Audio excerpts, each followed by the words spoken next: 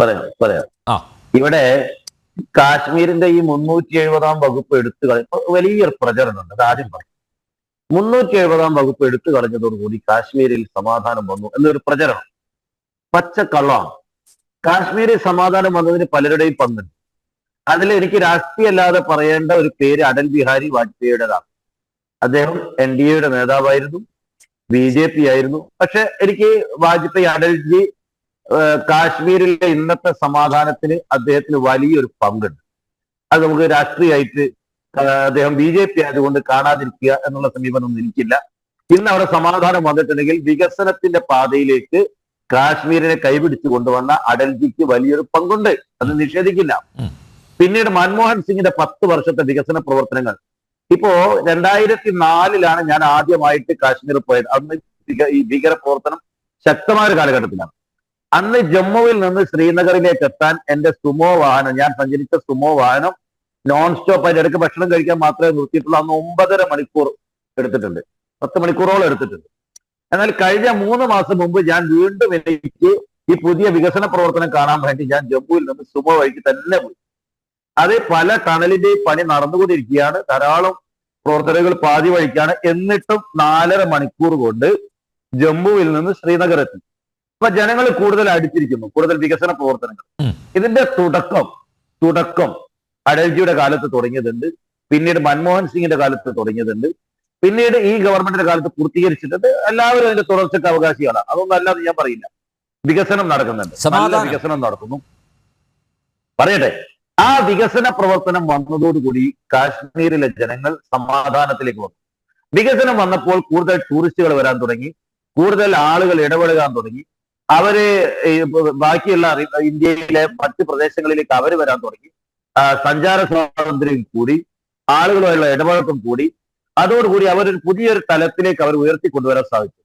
അതാണ് കാശ്മീരി സമാധാനത്തിലേക്ക്. അല്ലാതെ ചില സംഘപരിവാർ ആളുകൾ പറയുന്നത് പോലെ 370-ാം വകുപ്പ് എടുത്തപ്പോഴത്തേക്ക് ഓട്ടോമാറ്റിക് ആയിട്ട് കാശ്മീരിൽ സമാധാനം വന്നു എന്ന് പറയുമ്പോൾ, എന്തായിരുന്നു 370-ാം വകുപ്പ് കാശ്മീരിൽ സമാധാനം സ്ഥാപിക്കുന്നതിന് എന്ത് തടസ്സമാണ് ഉണ്ടാക്കിയത്? പട്ടാളത്തിന്റെ നിയന്ത്രണത്തിന് വല്ല തടസ്സം ഉണ്ടായിരുന്നോ? അവിടുത്തെ ആഭ്യന്തര കാര്യങ്ങൾ പട്ടാളല്ലേ കൈകാര്യം ചെയ്തത്? അപ്പൊ യാതൊരു തടസ്സമില്ലായിരുന്നു. അല്ല, സൈനികർക്ക് നേരെയും സൈനിക വാഹനങ്ങൾക്ക് നേരെയും സ്ഥിരം കല്ലെറിയുന്ന ഒരു പ്രതിഭാസം ഉണ്ടായിരുന്നല്ലോ കശ്മീരിൽ. അല്ല, കല്ലെറിയാനുള്ള അനുവാദം 370-ാം വകുപ്പ് കൊടുത്തിരുന്നോ? കല്ലെറിയാനുള്ള ആ കല്ലേറ് നിന്നത് നേരത്തെയുള്ള, അതായത് BP സിംഗിന്റെ ഗവൺമെന്റിന്റെ കാലത്ത് അതിന് മുമ്പ് തന്നെ തുടങ്ങി. പിന്നീട് ആ കാലഘട്ടത്തിൽ കൂടുതൽ പ്രക്ഷുബ്ധമായി. പിന്നീട് അത് കഴിഞ്ഞ് മാറി മാറി വരുന്ന ഗവൺമെന്റുകൾ ധാരാളം വികസന പ്രവർത്തനങ്ങൾ കൊണ്ടുവന്നു. അതിൽ നയപരമായ വികസനങ്ങൾ കൊണ്ടുവന്നത് അടൽ ബിഹാരി വാജ്പേയി രാഷ്ട്രീയ വിവാദമായിട്ട് പറയുന്നു. അല്ലെ, ആ വാജ്പേയിയുടെ കാലത്താണ് ഇന്ത്യയും പാകിസ്ഥാനുമായിട്ടുള്ള ബന്ധം കൂടുതൽ നന്നായിട്ടുണ്ട്. ഇന്ത്യയിലെ കാശ്മീരിനെ കൂടുതൽ നമ്മുടെ രാജ്യത്തോട് അടുപ്പിച്ചു. ഗുലാം നബി ആസാദ് മുഖ്യമന്ത്രിയായപ്പോ അവിടെ ജനാധിപത്യത്തെ തിരിച്ചു കൊണ്ടുവന്ന് ഗുലാം നബി ആസാദ് മുഖ്യമന്ത്രിയായ കാലഘട്ടത്തിൽ ധാരാളം മാറ്റം ഉണ്ടായി. മുഫ്തി മുഹമ്മദ് സയ്യിദ് മുഖ്യമന്ത്രിയായപ്പോൾ കൂടുതൽ മാറ്റം വന്നു, നല്ല വികസനം വന്നു, ആളുകളെ കൂട്ടി എന്താ പറയാ ജനാധിപത്യത്തിലേക്ക് കൊണ്ടുവന്നു. അതാണ് അവിടുത്തെ മാറ്റം. ഇവർക്കൊക്കെ പങ്കുണ്ട്. ഗുലാം നബി ആസാദിന്റെ പേര് പ്രത്യേകം എടുത്ത് പറയേണ്ടതാണ്, മുഫ്തി മുഹമ്മദ് സയ്യിദിന്റെ പേര് പ്രത്യേകം എടുത്ത് പറയണം. ഇവരൊക്കെ ചേർന്നുകൊണ്ട് നടത്തിയ വലിയ മുന്നേറ്റത്തിന്റെ റിസൾട്ടാണ് ഇന്ന് കാശ്മീരിലെ സമാധാനം. നരേന്ദ്രമോദിക്ക് ഒരു റോളുമില്ല, നരേന്ദ്രമോദി സർക്കാരിന് ഒരു റോളുമില്ല. നരേന്ദ്രമോദി പേരുകൾ പറഞ്ഞു, ആ കൂട്ടത്ത് നരേന്ദ്രമോദിയുടെ പേര് കണ്ടില്ല, അതുകൊണ്ടാണ് ഞാൻ എടുത്തു ചോദിച്ചത്. അല്ല ഇത് പെട്ടെന്നുണ്ടായതല്ലോ. ഇപ്പൊ 2005-ലും 2006-ലും ഒക്കെ നമുക്ക് കാശ്മീരിൽ പോകാൻ സാധിച്ചത് അതിനു മുമ്പുള്ള ഗവൺമെന്റുകൾ അവിടെ സമാധാനം കൊണ്ടുവന്നതുകൊണ്ടാണല്ലോ. അവിടെ സമാധാനത്തിലേക്ക് ആളുകളെ ജനാധിപത്യത്തിലേക്ക് കൊണ്ടുവന്നത് കൊണ്ടാണല്ലോ. അപ്പൊ നമ്മളൊക്കെ സന്ദർശിക്കുന്ന സമയത്ത് ഗുലാം നബി ആസാദ് മുഖ്യമന്ത്രിയാണ്, അവിടെ മുഫ്തി മുഹമ്മദ് സയ്യിദ് മുഖ്യമന്ത്രിയാണ് പിന്നീട്. അപ്പൊ അവരൊക്കെയുള്ള കാലഘട്ടത്തിൽ അവിടെ കൂടുതൽ വികസനം വന്നു, ജനാധിപത്യ അവകാശങ്ങൾ കൊടുത്തു. അവിടെ ഉള്ള ആളുകളെ ഒന്നുകൂടെ വികസന പ്രവർത്തനത്തിലേക്കും ജോലിയിലേക്കും വ്യവസായത്തിലേക്കും തിരിച്ചു വന്നു. അപ്പൊ കൂട്ടായ ശ്രമങ്ങളുടെ റിസൾട്ട് ഇല്ലാത്ത വിധം കേരളത്തിൽ നിന്നടക്കം സഞ്ചാരികൾ കശ്മീരിലേക്ക് പോകുന്നു അല്ലേ? അതെ, പോകുന്നു. ഞാൻ എത്രയേ പറഞ്ഞിട്ടുള്ളൂ, ഒരു ദിവസം സ്വിച്ച് ഇട്ടപ്പോൾ 370 അങ്ങനെ ആരും അവകാശപ്പെടുന്നില്ലല്ലോ, അങ്ങനെ ആരും അവകാശപ്പെടുന്നില്ലല്ലോ. പക്ഷെ അതും ഒരു ഫാക്ടർ അല്ലേ, അതും ഒരു ഫാക്ടർ അല്ലേ? അതെന്താ അംഗീകരിക്കാത്തത്? ഒരു ഫാക്ടറും ഇല്ല. 370 വകുപ്പ് ഒരു സ്വാധീനവും ചെലുത്തിയിട്ടില്ല. അങ്ങനെ 370 വകുപ്പൊക്കെ സ്വാധീനം ചെലുത്തുകയാണെങ്കിൽ മണിപ്പൂരിലൊക്കെ പ്രശ്നം ഉണ്ടാവും. അപ്പൊ അവിടെ ഉണ്ടല്ലോ 370 വകുപ്പിന്റെ എനിക്ക് തോന്നുന്നു ബി ആണ്. മണിപ്പൂരിൽ ഇപ്പോൾ കഴിഞ്ഞ മാസം ഒരു 15 ദിവസം പോയി ഞാൻ പോയതേ ഉള്ളൂ. ഇന്നർ ലൈൻ പെർമിറ്റ് എടുത്തിട്ട് അങ്ങോട്ട് പോകുന്നത്. അവിടെ ഈ അവകാശങ്ങളൊക്കെ അവിടെ വേണ്ടേ? നാഗാലാൻഡിൽ ഞാൻ പോയി, അവിടെയും ഇന്നർ ലൈൻ പെർമിറ്റ് എടുക്കണം ഉള്ളിലേക്ക് കടക്കണമെങ്കിൽ. അരുണാചൽ പ്രദേശിൽ ഞാൻ പോയിരുന്നു, അവിടെയും ഇന്നർ ലൈൻ പെർമിറ്റ് വേണം. അവിടെ ഒക്കെ 371 ABCD പോലുള്ള വകുപ്പുകളും പ്രത്യേക അവകാശങ്ങളും ഇപ്പോഴും നാഗാലാൻഡിൽ ഞാൻ അന്വേഷിച്ചു വനിതാ സംവരണം വേണ്ട രൂപത്തിൽ വന്നിട്ടില്ല. അപ്പൊ അവിടെ കസ്റ്റമറി ലോസ് ആണ് ഇപ്പോഴും നിൽക്കുന്നത്. അപ്പൊ അതൊന്നും പറയണ്ട. 370 വകുപ്പ് പോയപ്പോഴത്തേക്ക് സമാധാനം വന്നു, അതൊന്നും പറയണ്ട. സമാധാനം വന്നിട്ടുണ്ട്. അല്ല സലീം മടവൂർ, കശ്മീർ ജനത പറയുന്നു, കശ്മീർ ജനത പറയുന്നു അവർ ഈ മാറ്റത്തിനൊപ്പമാണ്, അവർ മാറ്റത്തിനൊപ്പമാണ്. മാത്രമല്ല നോക്കൂ, അവർ തീവ്രവാദത്തിനെതിരെ ഭീകരവാദത്തിനെതിരെ തെരുവിലിറങ്ങി പ്രതിഷേധിച്ചു. കണ്ടതല്ലേ? ഇന്ത്യയുടെ പതാക ഉയർത്തിപ്പിടിച്ചുകൊണ്ട് സ്ത്രീകളടക്കം പ്രകടനം നടത്തി കശ്മീരിന്റെ തെരുവീതികളിലൂടെ, ശ്രീനഗറിലൂടെ. ഞാൻ പറഞ്ഞല്ലോ 2004 ഈ ഭീകരവാദം കൊടുമ്പിരിക്കൊള്ളുന്ന സമയത്ത് ഷോപ്പിയാനില് ഞാൻ ആ താല്പര്യം കൊണ്ട് അവിടുത്തെ പണ്ഡിറ്റുകളുടെ വീട് സന്ദർശിക്കാൻ പോയി. വലിയ വീടുകൾ, വലിയ കൊട്ടാര സദൃശമായ വീടുകൾ, അതിന്റെ വേലി പോലും ഒന്ന് മറിക്കാൻ അവിടുത്തെ സമീപവാസികൾ തയ്യാറാവാതെ നോക്കി സംരക്ഷിച്ചു നിർത്തുകയാണ്.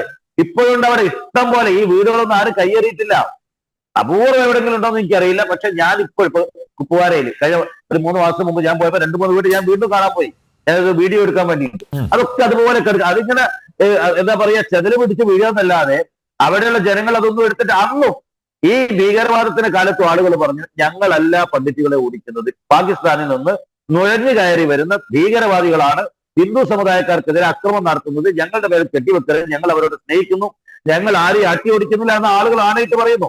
നമ്മൾ അതിർത്തി കൃത്യമായി കൊട്ടിയടച്ച് വേലി കെട്ടി ഇങ്ങോട്ട് നുഴഞ്ഞു കയറ്റക്കാരെ തടയാൻ അതിൽ ഇവർക്കൊക്കെ പങ്കുണ്ട്. നരസിംഹറാവുവിന്റെ കാലത്തുള്ള ഗവൺമെന്റിന് പങ്കുണ്ട്, വാജ്പേയിജിയുടെ കാലത്ത് പങ്കുണ്ട്, ഇപ്പോഴത്തെ മോദി ഗവൺമെന്റിനുണ്ട്, മൻമോഹൻ സിംഗിനുണ്ട്, എല്ലാ കാലത്തെയും വിവിധ ഗവൺമെന്റ്, ദേവഗൌഡയുടെ ഗവൺമെന്റിന് പങ്കുണ്ട്. ഇങ്ങനെ പല ഗവൺമെന്റുകളുടെയും കൂട്ടായ പരിശ്രമം.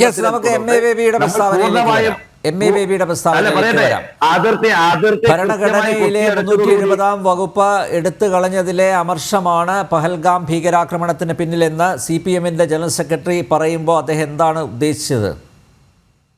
അല്ല, അതെനിക്കറിയില്ല. 370 വകുപ്പ് എടുത്തു കളഞ്ഞതില് ആണോ ഇല്ല എന്നൊന്നും പറയാൻ ഞാനാണല്ല. അവിടെ 370 വകുപ്പ് എടുത്തത് കൊണ്ടോ നേരത്തെ ഉള്ളത് തന്നെ ഒരു സ്കെൽട്ടനാണ്. അവർക്കൊരു അവകാശം, അതിന്റെ ഹൃദയവും അതിന്റെ കരളും അതിന്റെ തലച്ചോറും എല്ലാം നേരത്തെ മാന്തി പറിച്ച് ആരോ കൊണ്ടുപോയിട്ടുണ്ട്. പിന്നെ അവിടെ ഒരു സ്കെൽട്ടൻ ഉള്ളായിരുന്നു 370.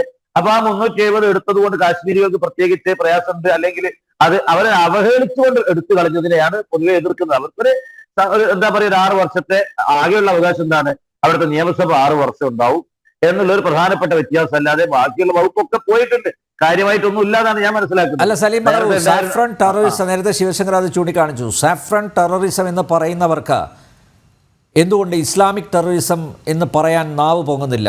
വായ് അല്ല, ഇവിടെ സഫ്രാൻ ടെററിസവും ഹിന്ദു ടെററിസവും രണ്ടല്ലേ? ആരെങ്കിലും ഹിന്ദു ടെററിസം എന്ന് പറഞ്ഞിട്ടുണ്ടോ? പറഞ്ഞിട്ടില്ലല്ലോ.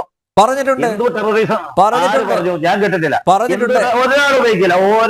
ഹൈന്ദവ ഭീകരത എന്ന് CPM-ന്റെ നേതാക്കന്മാർ, കോൺഗ്രസിന്റെ നേതാക്കന്മാർ, മുസ്ലിം ലീഗിന്റെ നേതാക്കന്മാർ സാഫ്രൺ ടെററിസം.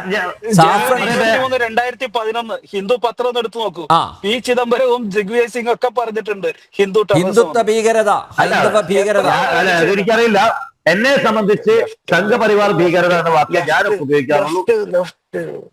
ഞാനൊക്കെ ഉപയോഗിക്കാറ് സംഘപരിവാർ ഭീകരത. കാരണം നിങ്ങളല്ലോ മടവൂർ ഞാൻ പറഞ്ഞത്, ഇത് എത്രയോ തവണ ഈ ഇന്ത്യയുടെ ആഭ്യന്തരമന്ത്രിയായിരുന്ന ആള് ദിഗ്വിജയ് സിംഗ്, നിങ്ങൾ രാഹുൽ ഗാന്ധിയുടെ ഏറ്റവും അടുത്ത ആള്, എത്ര പ്രാവശ്യം പറഞ്ഞിട്ടുണ്ട്. ഓരോ സാഹചര്യങ്ങളിൽ ഓരോരുത്തർ ഓരോ തരം. അല്ല ഇവിടെ ഇവിടെ നമ്മുടെ നാട്ടിലെ CPM നേതാക്കന്മാര്, കോൺഗ്രസ്സുകാരൊക്കെ അതന്നെയല്ലേ പറയുന്നത്, ഹിന്ദുത്വ ഭീകരത എന്നല്ലേ പറയുന്നത്. അല്ല എനിക്ക് അത്തരത്തില് പ്രത്യേകമായിട്ട് മതത്തിനെ കൂട്ടി പറയുന്നതിനോട് എനിക്ക് യോജിപ്പില്ല. കാരണം ആ മതം തീരുമാനിച്ചിട്ടൊന്നല്ലല്ലോ, ഏതെങ്കിലും മതത്തിന്റെ ആസ്ഥാനത്ത് ആലോചിച്ചിട്ടൊന്നുമല്ലല്ലോ ഒരു മതത്തിലെ ആളുകൾ ഈ തെറ്റുകൾ ചെയ്യുന്നത്. അപ്പൊ അതുകൊണ്ട് മതത്തെ കൂട്ടി പറയേണ്ടതൊന്നുമില്ല. Saffron terrorism, that's okay, that's the correct word, അത് ഉപയോഗിക്കാം. അല്ലെങ്കിൽ സംഘപരിവാർ ഭീകരത, അതൊക്കെ സമൂഹത്തിൽ ഉപയോഗിക്കാം. ഒരു മതത്തെ ടെററിസം എന്ന് പറഞ്ഞാൽ സമ്മതിക്കോ? എങ്ങനെ ഗ്രീൻ ടെററിസം എന്ന് ഇപ്പൊ അനിൽ നമ്പ്യാർ പറയും. നിങ്ങൾ അംഗീകരിക്കോ? ഗ്രീനുമായിട്ട് ഏത് ആർക്കും ബന്ധം? അല്ല, അത്ര ബന്ധം എനിക്കറിയില്ല. സാഫ്രോണായിട്ട് അത്ര ബന്ധം. അതാ നിങ്ങളെന്തിനാ പറയാ, നിങ്ങളപ്പോ പറഞ്ഞത് അങ്ങേർക്ക് എതിർപ്പുണ്ടോ? അങ്ങേക്ക് എതിർപ്പുണ്ടോ? അല്ല, നിങ്ങള് ശ്രീ ശിവശങ്കറാണ് ഇപ്പൊ ഉപയോഗിച്ചത് സഫ്രോൺ ടെററിസം. അനിൽ നമ്പ്യാർ അതെ, ഗ്രീൻ ടെററിസം എതിർക്കോ? അല്ല, അത് ഞാനല്ല, എനിക്ക് ഗ്രീനുമായിട്ടൊരു ബന്ധമില്ല. എനിക്ക് ഗ്രീനുമായിട്ട് അല്ല, അങ്ങേക്ക് എതിർപ്പുണ്ടോ? ഇവിടെ നമ്മൾ ആ ഒരു ചെറിയ നിസ്സാര വിഷയങ്ങളിൽ അല്ല, ഒരു മിനിറ്റ്